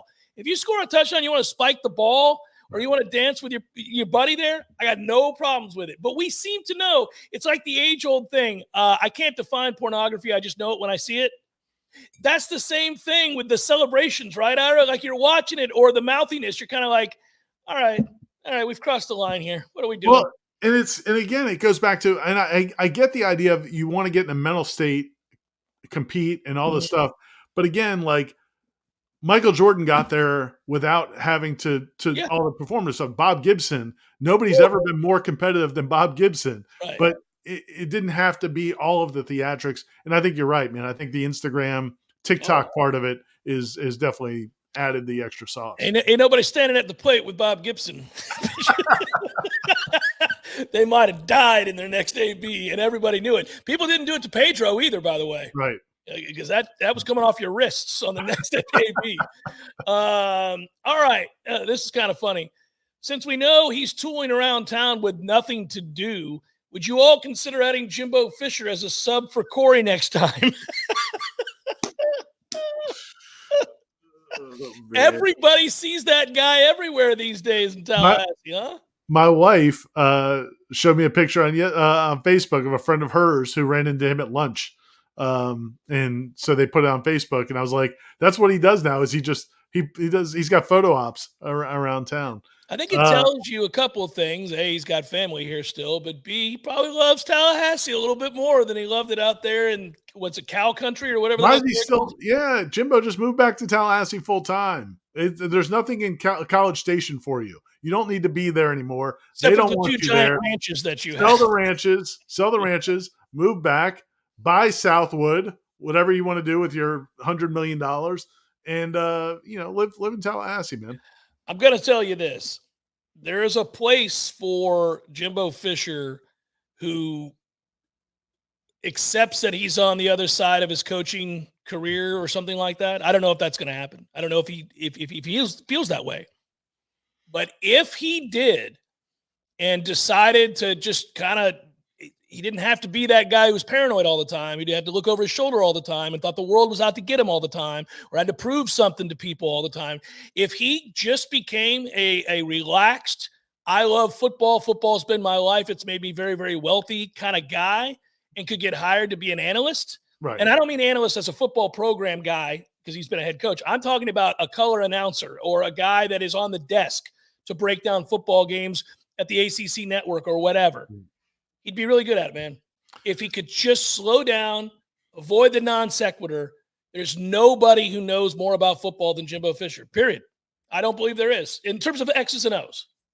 Yeah, I agree with you to an extent. I think they'd have to figure out a role. Like maybe like it could be something with like, I don't know, man, like one of these other outfits, that McAfee or Barstool or whatever. Yeah. Barstool or something where it's not like pigeonholed into I have to wear a blazer. Right. And talking my 7 seconds here between this play and that play, but just talk football. Yeah. I mean, I think he definitely would be great at that and tell stories and all that kind of stuff. Yeah, man, he is as engaging, and you and I have had those conversations. Plenty of people watching this have probably met him around town and had these conversations. He's awesome in those settings. He really is.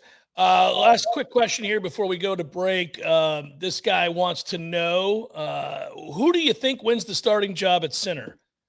Well, I'm never going to bet against the center who's been here for the last 10 years. It's hard to bet against Maurice. I mean, I think there have been many more physically imposing and more gifted centers to come this way, none of whom could beat him out. So I'm just like, okay, that's it. Maurice is going to be the permanent starting center for Florida State. And so, I keep forgetting the transfer from Florida, his name, but Richie or whatever it is. Yeah, Richie Leonard. Yeah. He did play some center earlier in his career, and he said that they are going to work him some at center this spring. And I think there's a couple other guys that they want to look at center. But yeah, man, if Maurice Smith is healthy, and if he can play, you got to feel like he's going to be the guy. He's played hurt the entire time he's been here, man. I have nothing but immense respect for who he is. His technique is flawless.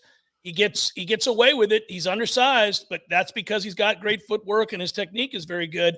I just hope he can stay healthy because he's had to fight through an awful lot. At some point, you wonder about that wear and tear. Seminole Headlines, 93.3 Real Talk Radio, Warchant TV continues in a moment. Hey, headliners, it's Ira here, and it's time to talk Shopify. As you remember, a couple years ago, I wanted to create and sell Headlines merch for the best podcast listeners in the world. That's you guys. But I had no idea where to get started. Now we're selling Yay Sausage shirts, and it's so easy, all because we use Shopify.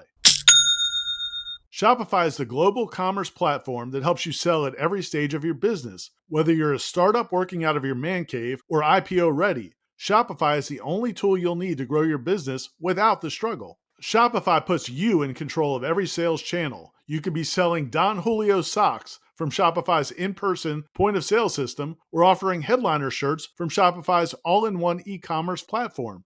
Whatever you need, you're covered.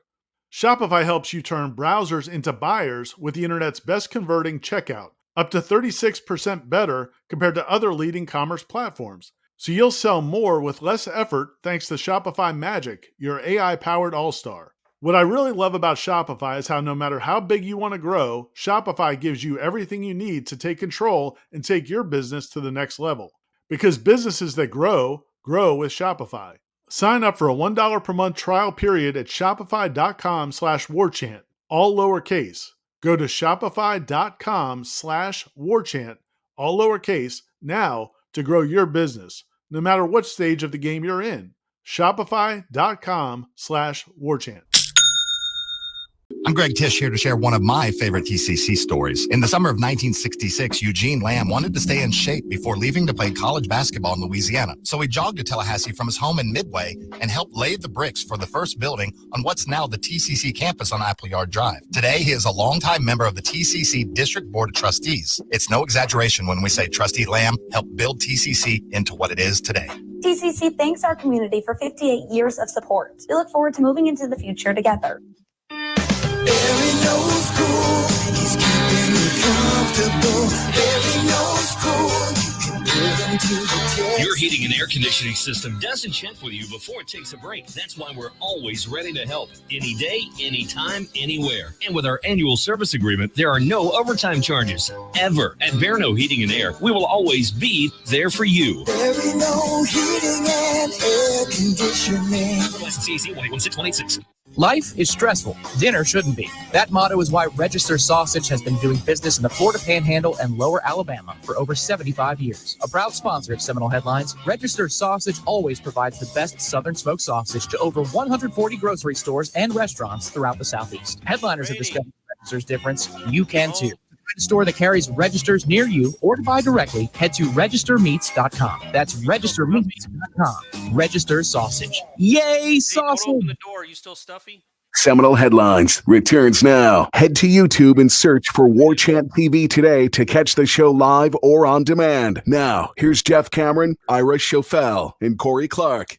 Yeah, let's see. We got time for more of these questions. Let's get to them. I think Jacobs at wide receiver could challenge to start. Do you guys think that it's possible and that he's too talented to keep off the field? You're a Vandrevius Jacobs guy. Vandrevius Jacobs, Ira. You like the talent. I love the talent. I think he's a special talent. Actually, I think he could be a very, very, very productive wide receiver at this level if he's focused. You know, I don't know any other way to say it. We can make certain assumptions about a guy like that, as talented as he is, and had an impact in the spring as to why he didn't play much. So I think it's fair to say, look, man, just his ducks weren't in a row. And if they're not, you're not going to get on the field. Florida State has ascended to a place now where they have other options. You don't have to play a guy if he's not doing all the things he needs to do to get on the field. And I don't know what those things are. And I'm not telling you this guy's a bad person, but I am telling you that obviously they didn't play him for a reason. And his talent is not the reason. Yeah, even when there were some opportunities kind of later in the year when we thought, okay, now they've got to go to Vandrevius Jacobs because they did have so many different injuries. And then they still weren't really going to Vandrevius Jacobs a whole lot. But it did seem like later in the year, it seemed like he started getting more bats in practice and then some more opportunities in games. So we'll see. But, yeah, he's definitely talented. He's got a natural running ability, a natural receiver ability to get open, to make really tough catches. There's a lot of talent there. If this could have been a great offseason for him, it's a positive sign. I think if you're looking for a positive there, the fact that he didn't bail. Yeah. Goldie Lawrence left after his first year, his first semester at Florida State, transferred out after the fall. You know, the fact that Vandrevius stayed, I think, is a good sign that he wants to prove he could do it here. Yeah, and I think the thing, that's well said. I'll leave it right there. Henry writes, I'm beginning to see parallels between, the same one. That's a different question, but parallels. A lot of people see Link and Mike as very, very similar. On that topic, so Link, their baseball's 10-0. You've been pretty excited. You've been cautiously optimistic, I'd say, about this baseball team. You feel even more so, or you still haven't really seen enough? Nope, I like the team a lot. I did at the start of the year. I do now. I'm worried about the bullpen long term. But I think they have arms to choose from there. I will tell you that I think that this is a lineup that's going to hit all year. Listen, they're averaging they've scored over 7 runs in every game they've played this year. 7 or more runs in every game they've played. I mean, listen, they're hitting as a team like 370 or something like that. It's absurd, right? If you look at the power numbers and you look at the strikeout numbers, that's a nice ratio. They don't strike out a lot and they hit the ball hard. And they have some potential superstars. So I know they're a much better team. The question I have is also they're not committing a ton of errors, Ira. So that's another thing. They're picking up the baseball. So, and I think they're 21 of 22 stealing bases. So sweet Jesus, they're doing a lot of things very, very well. I just want to say, I know the level of competition will go way up. Yeah. And they're not going to stay undefeated. So they're going to lose some games. And there are even going to be games where you're watching and you're like, good God, they lost 9-0. Yeah, it's going to happen. It's baseball. But what I know and what I don't know. What I know is they're a lot better than they were, and they're going to be a good team. I don't know about great, but a good team. And that means, where are they in the ACC? Are they middle of the pack to slightly above, or are they top 3, top 4? That I don't know yet. And I don't know how we could know that yet. Yeah. So that's what we're kind of just waiting on. Yeah. Well said. Thank you, sir. Afternoon, gents. Congrats to the adorable couple. Is that us or Stephanie and Corey? Might have been us. They knew we were going into this just as a duo. So GK Glass writes, congrats to the adorable couple. You may have already answered this, but how does the recent ruling regarding collectives affect NCAA penalties that were imposed on FSU? Yeah, I haven't gotten a good understanding of that yet. I think there are some people that are hopeful that it would retroactively help out Florida State when Alex Atkins and all that. I don't know that that's how it generally works. You know, again, you think back to when they vacated victories before, and then they've decided, all right, we're not going to vacate victories anymore. Or back in the days, they used to take away, bowl games or TV or whatever, but it's not like they would, when they stopped doing that, they went back and took away anybody's penalties. So I don't know that I have not seen a lot of history of them retroactively taking away sanctions they've already levied, but I'm sure Florida State is pushing for that. I just haven't heard anything about whether or not that's going to happen. It's bizarre, too. There's no way, for example, that I would ever post any kind of record book if I were Florida State that didn't have all of Bobby Bowden's wins. Right. They would all be there because you could eternally F off NCAA for this nonsense, this willy-nilly, we impose this here, not there. Oh, by the way, the guy that ignored child rape, he gets to keep his wins. He gets his wins back. Yeah. But what are we doing? No. And, yeah, I don't know how this particular situation is affected, but the NCAA has largely been neutered now by the courts. So, we're just not going to go ahead and do what you told us to do. We're just no. What are you going to do about it? What are you going to do about it? Nothing. So that's where I'd be. Walker wants to know which newcomer that we're most excited about. He'd like us to pick one from the high school ranks and one from the portal. Well, I'm a Cam Davis guy. Yeah, that's a good one. That's my guy right there. And then any of the Alabama players from the portal. That's a tough question. There's a lot of good options. From the high school ranks, Cam Davis is probably a really good answer. I want to give somebody else just because. I'm going to go with Tom Lang's choice, the tight end, Landon Thomas, just because Tom and Dominic Robinson are so excited about him. I'm good. I like it. Their guy at tight end. And then from the transfer portal, I'm going to go with Lolo Hea. I'm really excited to see what he looks like. Really all three of the transfer defensive ends. But I really like Sione Lolo Hea from Oregon State. I think he's going to be a man-child. It's going to be fun to watch him play. What about DJ Uiagalelei? That's a pretty good one. We could probably pick him too. Yeah, he's a pretty good one. I feel like we know a little bit more about him. But it's a good one. That's true. Jeffrey wants to know who leaves first between coaches Atkins and Tokars. By the way, the answer to that is going to be Tokars. The second part of his question is, if you could pick one to keep for another 4 years, which one would you pick? Ira, I'll give you first crack at that since I answered the first part first. Man, that's tough. I'm saying Tokars. You're all about some Tony Tokars. Dude, I think he's a very, very, very good coach. I really did nothing against Atkins. I just think Tokars is a really good coach. And he's a good coach. He's also apparently a really good recruiter because Luke Kromenhoek really gave him a lot of praise for his decision to come to Florida State. I would say I'd prefer Atkins to stay for 4 years because I think, to me, that says you're in really good shape with the offensive line. Stability, Things are really going well there. And, and I think that's super important. And I think with Mike Norvell being the primary play caller, being a quarterback guy, being an offensive guy, I think you'll be able to get another he'll be able to mold somebody else into that role. So if I had to choose, I'd pick Atkins. Who's going to go first, though? Probably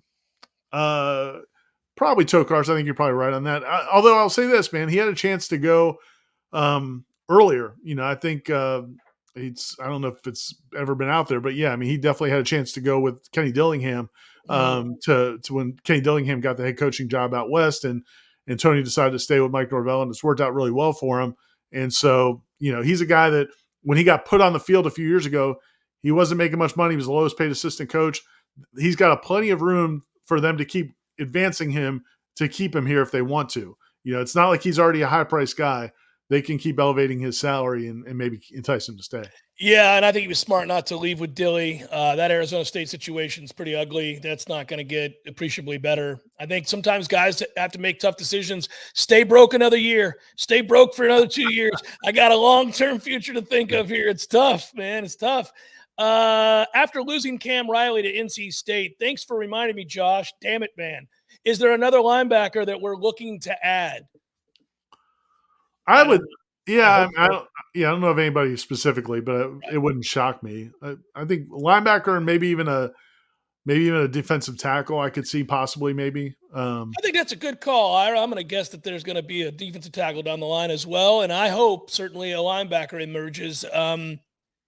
Really was upset that they missed out on Cam Riley. NC State's produced some damn linebackers now, though.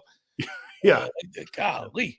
Lee writes, guys, I thought Jimbo was notorious for getting offensive calls in late. With the new headset rules, how will Coach Norvell be able to manage the communication? Man, I think we're fine in that category, right?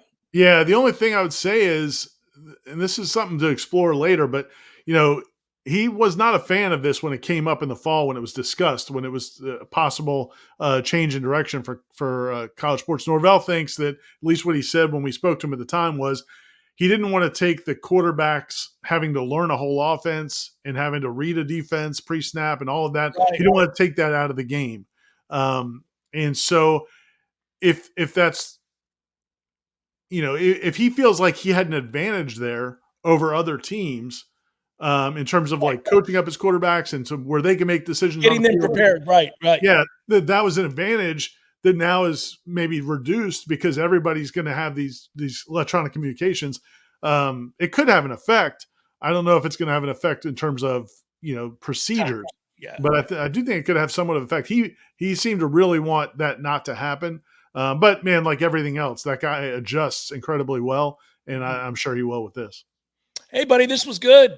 We flew through this. We rolled through this. We're done. For Ira Schafel, I'm Jeff Cameron. Thanks to all of you. Thanks to Matthew. Thanks to Tom. Be well. We'll talk to you soon. No headlines next week. It's spring break. People going about with their families, including Ira, myself, all that. But we wanted to get something in the can for you today, so we did. Be good. Appreciate you. Go to warchant.com.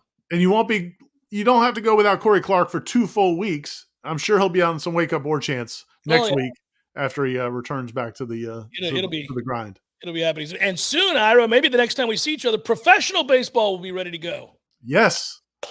Your Pirates got a taste of what the Orioles have to offer this week. So we'll see how that goes for you, buddy. Big spring training victory for you, Ira. Big spring training victory. We're counting them all. Be well, everybody. Peace.